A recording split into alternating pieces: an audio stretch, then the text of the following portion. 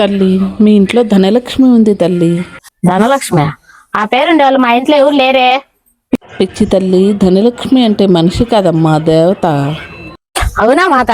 రండి మాత, లోపలికి రండి మాత. కూర్చో తల్లి. అదిగో అమ్మవారి గజ్జల సౌండ్. కాదు, మా పక్కింటావా గజ్జల సౌండ్. మూర్ఖురాలా, అమ్మవారికి కోపం తెప్పించకు. కావాలంటే ఇప్పుడే నిరూపిస్తా. నువ్వు 100 ఇవ్వు, దాన్ని 2గా చేసి చూపిస్తా.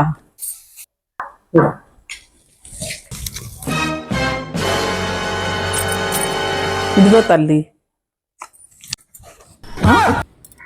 ఇదేదో మోసం లాగుంది.